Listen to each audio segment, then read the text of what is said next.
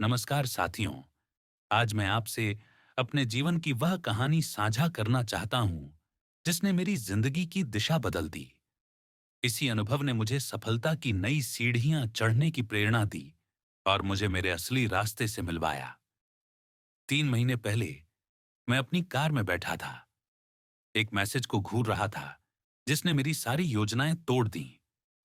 मैं अभी अभी उस मीटिंग से लौटा था जिसे मैंने अपनी जिंदगी की सबसे महत्वपूर्ण मीटिंग माना था। मैंने हफ्तों तैयारी की थी, सफलता की तस्वीर बनाई थी, यहां तक कि मैंने अपने भविष्य के सपनों की डोर बुन ली थी और मेरे मन में अनगिनत आशाएं जाग उठी थीं। लेकिन फोन पर आई एक छोटी सी लाइन ने सब बदल दिया। अगर कभी आपको भी ऐसा लगा है कि हालात आपके मुताबिक नहीं चले और आप बिखर गए, तो ये कहानी आपके लिए है। आइए जरा पीछे चलते हैं।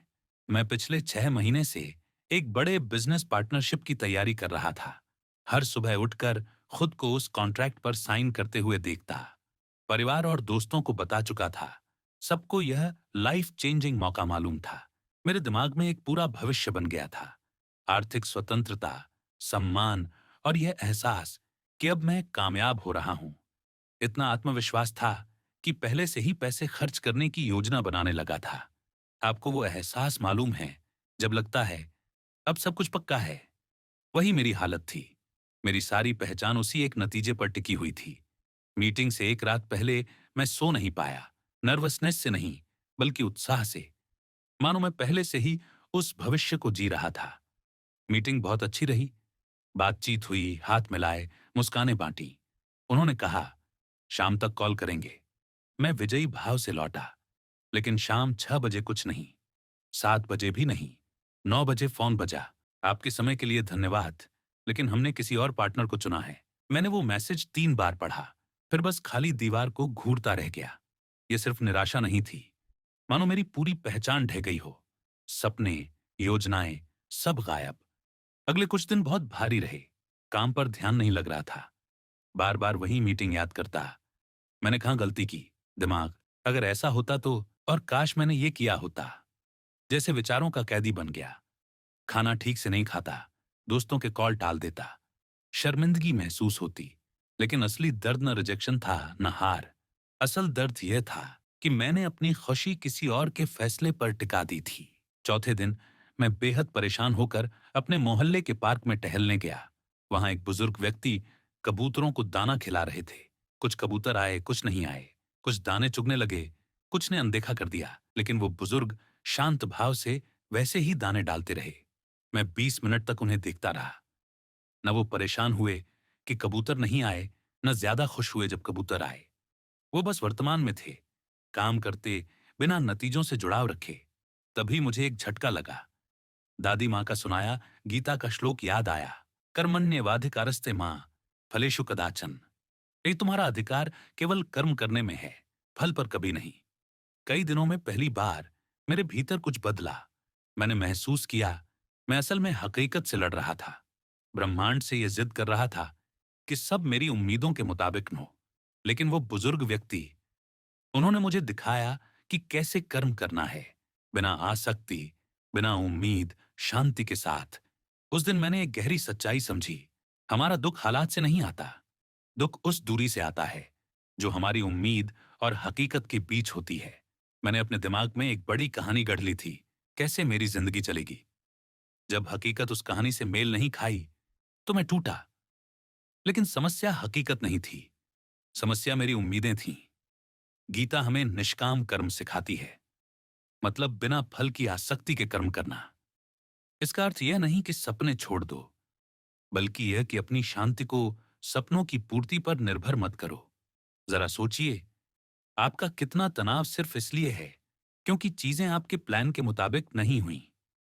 आप कितनी ऊर्जा उन हालात से लड़ने में खो देते हैं जिन पर आपका कोई नियंत्रण ही नहीं। उस दिन पार्क में मैंने निर्णय लिया, मैं मेहनत तो करूंगा, सपने भी देखूंगा, लेकिन उम्मीदों को ऐसे पकड़ूंगा जैसे हाथों में पानी। मौजूद तो रहेगा, पर कसकर नहीं थामूंगा।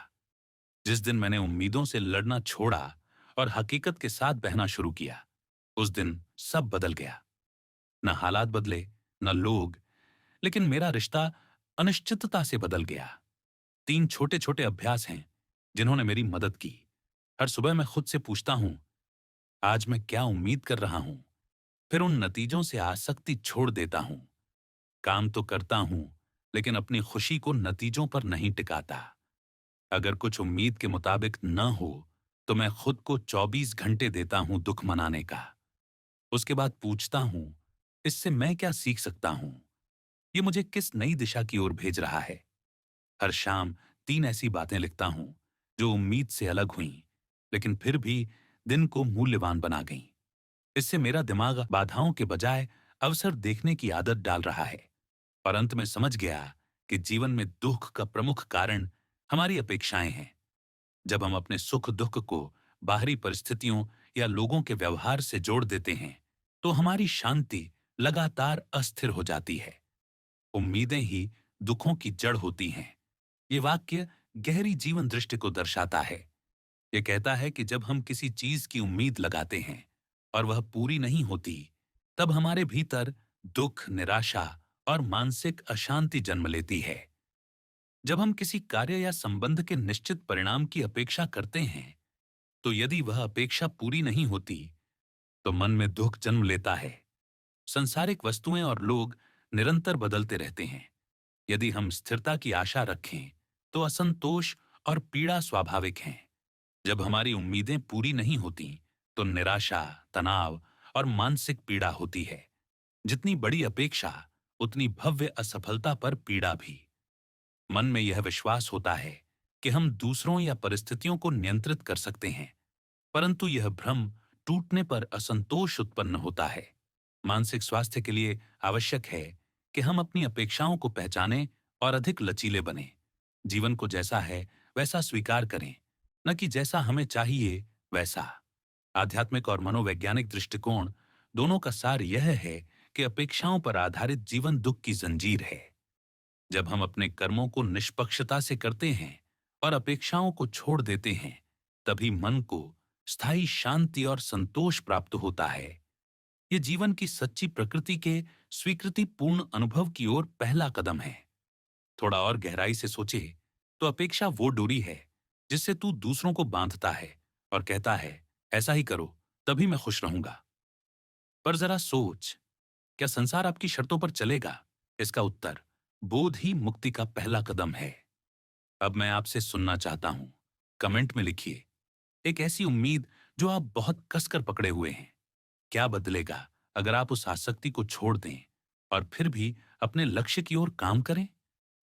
अगर यह कहानी आपके दिल को छू गई हो, तो लाइक बटन जरूर दबाइए, ताकि मुझे पता चले कि ये अनुभव आप तक पहुंच रहे हैं। और हाँ, सब्सक्राइब कीजिए। अगले हफ्ते मैं साझा करूंगा कि कैसे इस सोच ने मुझे नए अवसरों से मिलवाया, जिनकी मैंने कभी उम्मीद भी नहीं की थी। याद रखिए, जिंदगी उम्मीदें पूरी करने के बारे में नहीं है। जिंदगी है जो आता है, उसमें शांति और विकास ढूंढने की कला। क्योंकि अक्सर ब्रह्मांड की योजनाएं हमारी उम्मीदों से कहीं बड़ी होती हैं। तब तक अपने सपनों को हल्के से थामिए और अपनी शांति को मजबूती से, क्योंकि अपेक्षा ही दुख का मूल कारण है। जहां अपेक्षा समाप्त होती है, वहीं शांति और सफलता का आरंभ होता है। धन्यवाद।